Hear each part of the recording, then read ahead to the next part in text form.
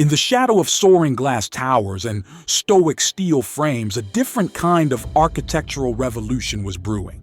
As the 20th century progressed, a growing dissatisfaction with the cold, impersonal nature of modernism began to take hold.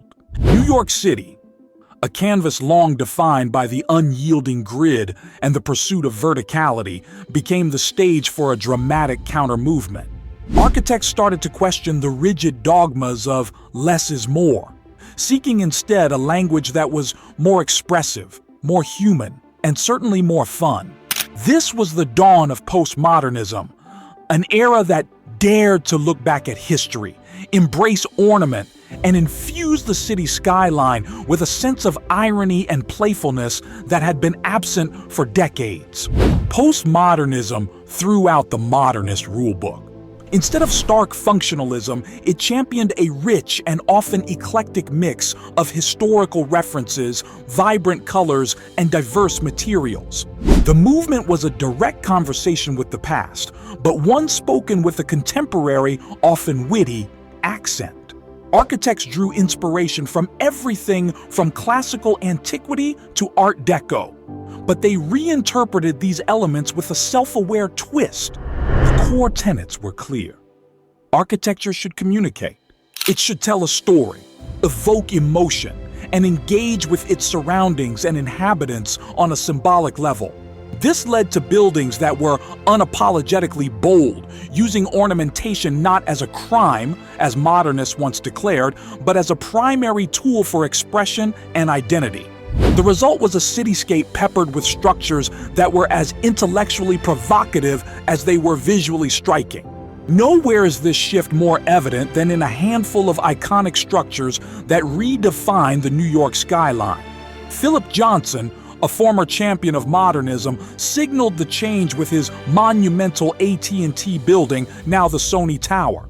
Its most famous feature, a broken pediment top, cheekily referenced a Chippendale highboy, a shocking and playful nod to classical furniture design that shattered modernist purity. A few blocks for diplomacy. Its towering glass and marble Secretariat building became an instant global landmark. Further uptown, the creation of Lincoln Center for the Performing Arts in the 1960s represented a monumental effort in urban renewal, consolidating the city's premier cultural institutions into a cohesive modernist campus. These grand projects demonstrated how modern architecture could not only house functions, but also organize urban space on an unprecedented scale, aiming to create rational, ordered environments for a new age. The legacy of modernism in New York is as monumental and complex as the buildings themselves. While its sleek forms and functionalist principles defined the mid-century, the movement also faced criticism for its perceived coldness and its role in displacing established neighborhoods through large-scale urban renewal. Yet, its impact is undeniable. The clean lines and structural honesty of modernism provided a stark, powerful counterpoint to the city's historic fabric, creating a dynamic architectural dialogue that continues to this day. This period of radical innovation cleared the ground, both literally and figuratively, for the diverse architectural experiments that would follow, from postmodernism's playful historicism to the complex forms of deconstructivism. The modernist chapter, written in steel and glass, remains a foundational element of New York's identity, a testament to a time when the city boldly embraced the future. From a small Dutch trading post to the sprawling metropolis we know today, New York City's story is etched into its skyline. Each building, from the oldest church to the newest super tall, tells a piece of a larger narrative, a tale of ambition, innovation, and constant reinvention. This is the architectural evolution of New York City, a journey through time written in stone, brick, and steel. Our story begins in the 17th century with New Amsterdam, a humble settlement defined by Dutch colonial architecture.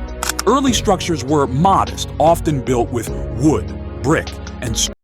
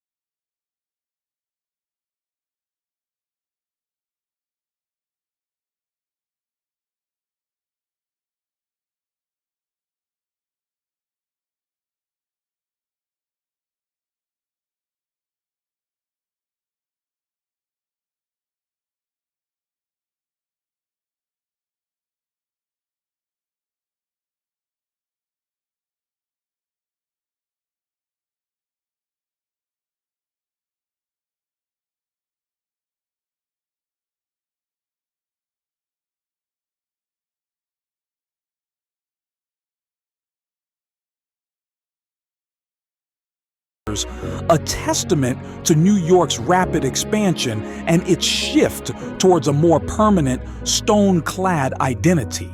As the 19th century gave way to the 20th, New York's ambition began to stretch vertically. The invention of the steel frame and the elevator unleashed a new architectural form, the skyscraper. These cathedrals of commerce began to pierce the clouds, forever changing the city's profile.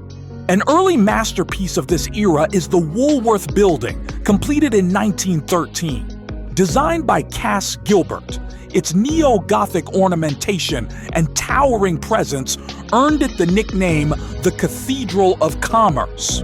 The building showcased the potential of steel frame construction while cloaking it in historical decorative styles. This period also saw the introduction of the 1916 zoning resolution, the first of its kind in the United States.